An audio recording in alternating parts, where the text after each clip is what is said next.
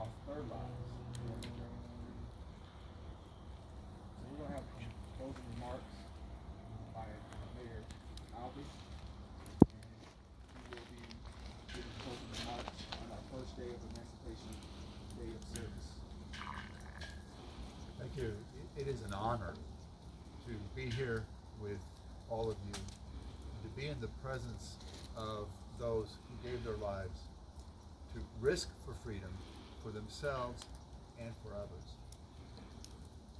I think if we find ourselves here in this place and we're surrounded by nature, the beauty of nature, the harmony of nature, when we find ourselves surrounded by others who share the same care for others, what we feel in this is the harmony that God desired for all of creation from the beginning. And if we look back at that moment of creation and God's love being poured out as pure gift, it's almost as if God could not contain himself and had to pour out his being into nature and to give all that to us as a gift.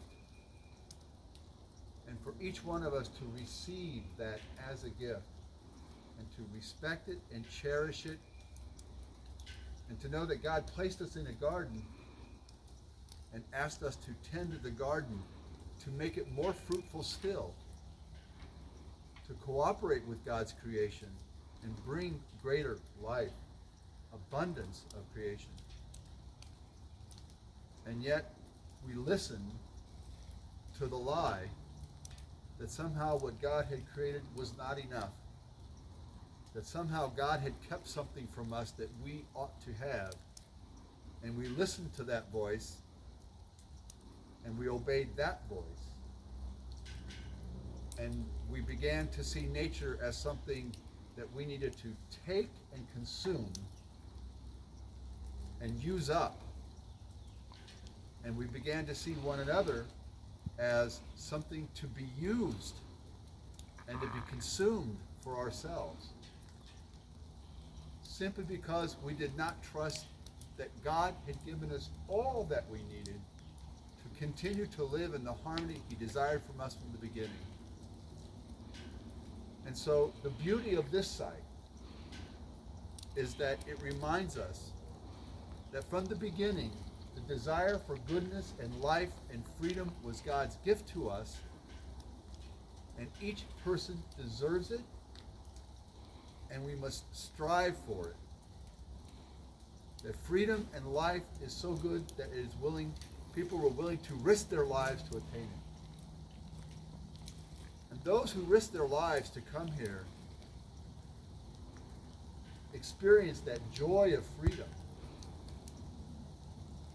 But unfortunately, many of them soon learned that the fight was not over, that there are still people in the world who wish to take from them their life,